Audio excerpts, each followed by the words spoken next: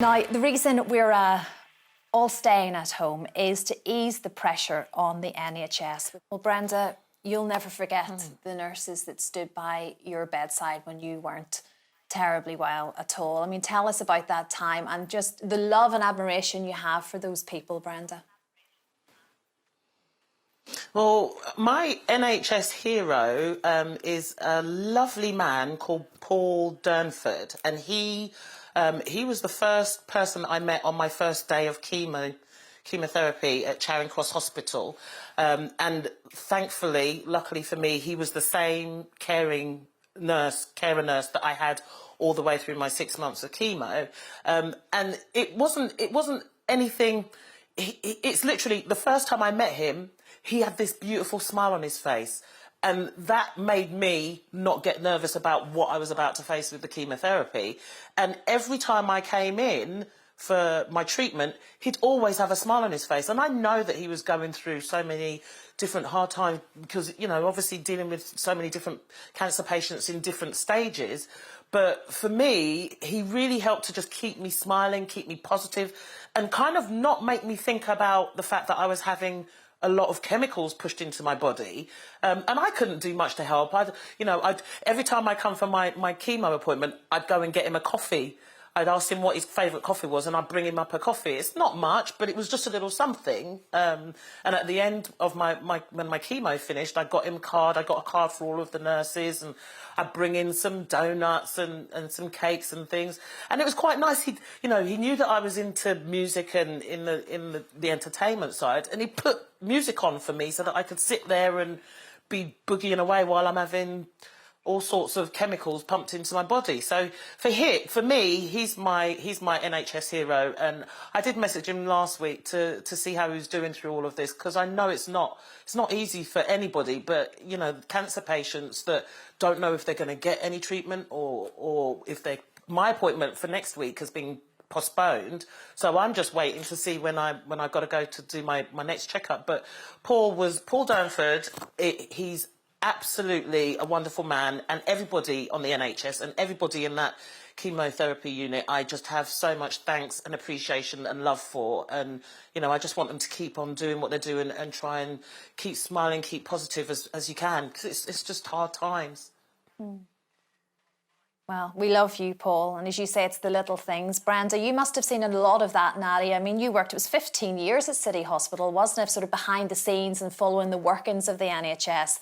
You must have seen all of those little small things that the nurses and doctors do just to get people and patients through their day. Yeah, I mean, I was really lucky to be able to do that and really see the ins and outs and see. You know what? I was thinking about this the other day. The thing, whenever I was filming City Hospital, I was always so hot. I was just, you know, hospitals, no air, no, you know, a lot of them, not a lot of light, very, very hot. I was making a salad the other day. You might think I've digressed a bit here. I was making a salad the other day for my parents because they live next door, and I was wearing a mask and gloves, and I was making this salad only for about 20 minutes, and it was hot, and I couldn't bear it. I just wanted to get that mask off. I was so hot. And when we think that they are doing 12, 14-hour shifts with those masks and then the plastic shield over, never mind everything else, all the emotional and mental difficulties that they're going through, but just that irritation.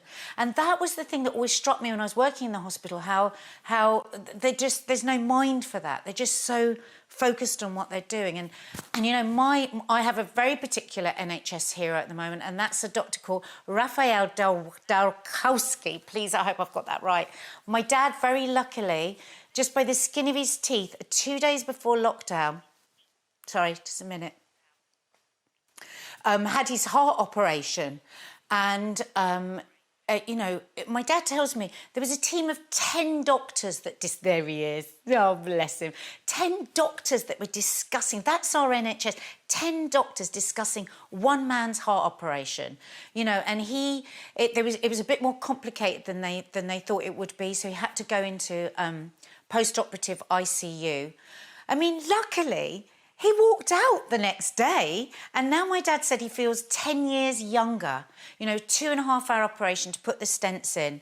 And he's literally changed my father's life. That group of doctors have changed my father's life. And so much care to an old man. And so I'm overwhelmed with them. They are our true heroes. Yeah, yeah. It's funny, Nadia, you mentioned there just about wearing the gear and the sheer exhaustion of just that, never mind all of the extra mental and physical stuff that all of our NHS staff have to go through. So this is the moment I would like to absolutely give out every bit of love I possibly can to my sister's best friend, a girl I've known since she was a little girl. Her name's Rachel Small. She is a nurse in the intensive care unit at a hospital in Dundonald, the Ulster Hospital, back home in a place called Dundonald. There she is with all of the gear on. And, you know, this is a young girl, same age as my sister, in her late 30s. She's a daughter, she's a wife, she's a mother of 2 young boys. And there she is going to work every day. And it gets me emotional thinking about it, because you think they're putting their lives at risk all of the time for us. And it's just, I just get so emotional every time I think about it, because I find it so difficult to think that they have to worry about their little children.